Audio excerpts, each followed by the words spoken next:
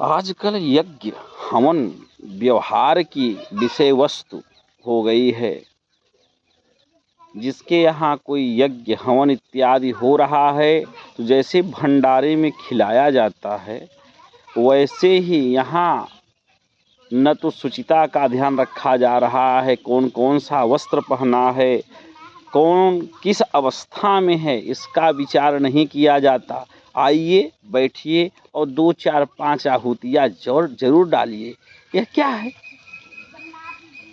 शास्त्र ने स्पष्ट रूप से कहा है कि यज्ञ के समान कोई शत्रु नहीं है, यज्ञ के समान कोई मित्र नहीं है।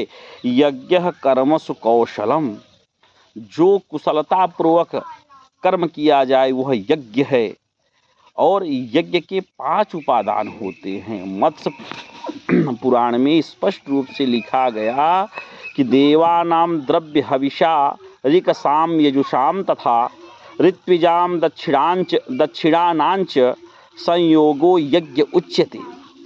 जिस कर्म विशेष में देवता, हवनीय द्रव्य, वेद मंत्र, ऋत्विक एवं दक्षिणा, इन 5 उपादानों का संयोग हो उसे यज्ञ कहा जाता है। यज्ञ का यजमान कौन है, यह विशेष रूप से विचारणीय है। यजमान के अतिरिक्त अन्य कोई आहुति प्रदान करे यह किसी भी प्रकार से योग्य नहीं है, न तो उनका संकल्प है।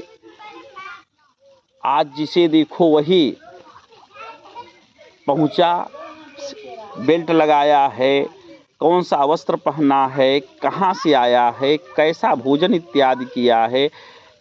जबकि कह न तैलमर्दनम कार्यम न क्षौरम नाति भोजनम, किसी भी नियम का कोई पालन नहीं है। फिर भी आहुति देने की, आहुति डालने की होड़ मची रहती है। माना ठीक है, आहुति इत्यादि जो यज्ञादि कर्म हैं इनका त्याग भी नहीं करना चाहिए, लेकिन इसका यजमान बनना चाहिए ना। शास्त्र ने स्पष्ट रूप से कहा कि यज्ञ दान तपः कर्म न त्याज्यम कर्म मेव तत्, यज्ञोदानम तपश्चैव पावनानि मनीषिणाम। यज्ञ दान तप कर्म जो है कभी भी त्याज्य करने योग्य नहीं है, लेकिन यज्ञ दान और तपश्चर्या इससे मनीषी लोग जो है पवित्र होते हैं। लेकिन कब पवित्र होते हैं? जब इसे स्वयं करें, इसका यजमान स्वयं बने। यजमान बनना है, दूसरे के भंडारे में हाथ नहीं डालना है। और ऐसा कराने वाला जो यजमान है उसका यज्ञ सफल नहीं होगा। क्यों? क्योंकि वह एक साइड हो जाता है। कौन सा? देखिए, यज्ञ भंग करने के कई नियम हैं। आप यज्ञ से संबंधित मीमांसा इत्यादि जितने ग्रंथ हैं, अगर इनका अध्ययन किया जाए तो स्पष्ट रूप से पता चल जाता है कि यज्ञ एक विशिष्ट कर्म है। यज्ञो वै विष्णु, शतपथ ब्राह्मण में कहा गया कि यज्ञ जो है साक्षात नारायण का स्वरूप है। यज्ञः कल्याण हेतवः, विष्णु पुराण में कहा गया कि यज्ञ जो है कल्याण के लिए किया जाता है। और जब कल्याण के लिए किया जा रहा है तो किसी दूसरे के माध्यम से आहुति बिना प्रतिनिधि के अगर स्वयं नहीं कोई करता है तो उसका भी प्रतिनिधि शास्त्र ने निश्चित किया है कि उसका प्रतिनिधि कौन बने। ऐसा वैसा कार्य नहीं है। यह शास्त्र विधि उत्सृज्य वर्तते काम कारत, भगवान गीता में कहते हैं न स सिद्धिम वाप्नोति न सुखम न पराम गतिम। कि अगर आप शास्त्र विधि का त्याग करके कार्य करते हैं तो आपको उस कार्य में सिद्धि नहीं मिलेगी, न तो पराम गतिम, न तो परलोक में गति ही प्राप्ति होगी। यह यज्ञ है। अन्नाद भवन्ति भूतानि परजन्याद अन्न संभवः, यज्ञाद भवति पर्जन्यो यज्ञः कर्म समुद्भवः।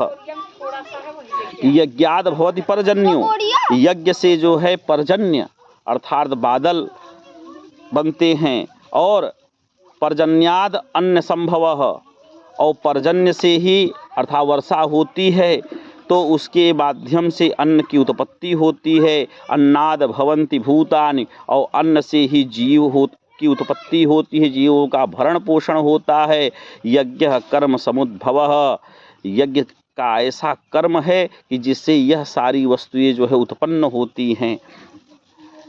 यज्ञ ही मूल है, यज्ञ ही मूल है। और यज्ञ के विषय में शास्त्र ने कहा विधिहीनस्य यज्ञः सद्यः कर्ता विनश्यति। विधिहीन यज्ञ जो है निश्चित रूप से वह कर्ता का विनाश कर देता है, किसी न किसी रूप में वह अपना सुफल नहीं दे पाएगा, वह आपके लिए अरिष्टकारक बन जाएगा। क्योंकि यज्ञ के समान कोई शत्रु नहीं है और यज्ञ के समान कोई मित्र नहीं है। इसलिए यज्ञ को भंडारा न बनाएं, यज्ञ के नियमों का पालन करिए, जो आपके आचार्य निर्देशित करें उस हिसाब से जो है, उस प्रकार से जो है कार्य करिए, शास्त्र विधि का पालन करिए। श्रीमन नारायण।